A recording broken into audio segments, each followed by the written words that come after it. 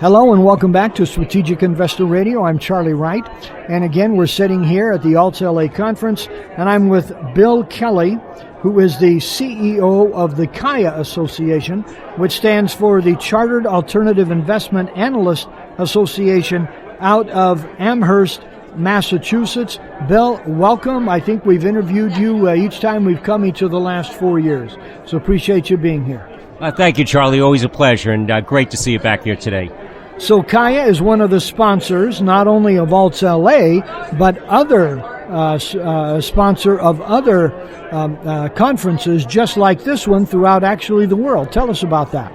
So this series was born 5 years ago in L.A. Tom Mahoney, who's a CAIA member on the CFA Society now, this idea was his. We got the markets group involved about 3 years ago, and now we've added Silicon Valley, Seattle, Chicago, Miami, Texas, and we've got one coming up in Hong Kong, of all places, 2 weeks from now. So it's really gone global. Tremendous way to get our message out. Hey, that is great. And of course, everybody here is excited about alternatives, and a great way for us to gather and talk about that. So tell us, for those who don't know, briefly, what is CAIA about?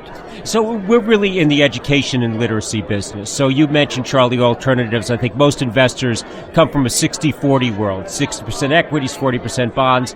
And if you look at most experts out there and expectations around the return premium in that space, about 5% before inflation. So 2 to 3% after inflation, very, very hard to build wealth. So the thought is, are there other risk premiums out there to access, like real estate, like private equity, like private debt, that can maybe enhance your returns? The short answer is probably yes, but it's got to be accessed through due diligence, and that's what we do.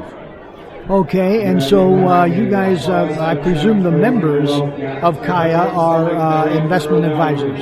It's a combination of the most sophisticated allocators around the world, so CIOs, it's sovereign wealth funds, endowments and foundations, public pension plans. But if you look at this conference today, there are 1,000 delegates there. So you've got people in sales roles, from family offices, from asset managers, and it's so refreshing to see so many CAIAs in the audience and people that believe in education and really trying to make our industry into a profession, and that is so very important.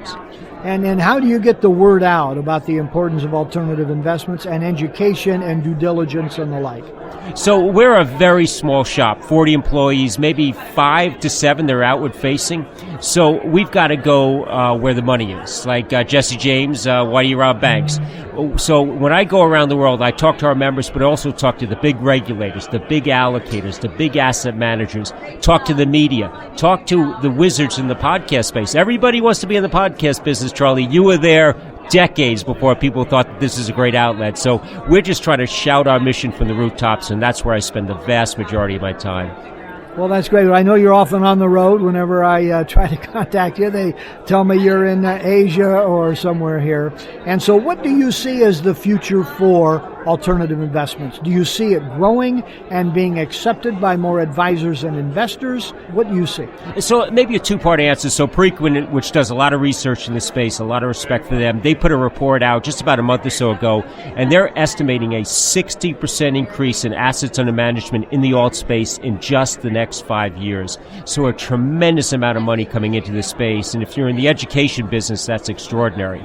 But then also the panel I moderated today was talking about the invasion of fintech and everything digital in this space around the generation of alpha, the investment process, the distribution of product, and that is something we're paying a lot of attention to. And in fact, sometime later this year, we're going to come out with a credential called the Financial Data Professional, FDP, which is meant to really upskill the analyst and now has to work with a data scientist to come up with the best investment solutions for the end client. So we're very excited about this next development. It's not going to replace CAIA. It would be very complementary to CAIA, complementary to CFA, and make for better investment professionals. Great. So, Bill, you do a blog, come out with once a month. For those who are not on the receiving end, what can they do? So it's not behind a paywall. I wish people thought that much of me that they're willing to pay for it, but there's a website called allaboutalpha.com, one string, and inside of that you'll find a column called What About Beta? I write it almost every week. I try to be thoughtful and provocative and get conversations going around the retirement crisis, around what's going on on in the crypto space, these qualified opportunity zones that are just coming out. A lot of discussion and enlightenment there, too. So it's been a great venue to continue to get this discussion going, and I would encourage all you listeners to take a look and join the conversation. Hey, well, great. Well, Bill, thank you very much for joining us for a few minutes today, and our best wishes for you and CAIA and continued growth and for the whole alternative industry. Thank you very much. Thank you, Charlie. Always a pleasure.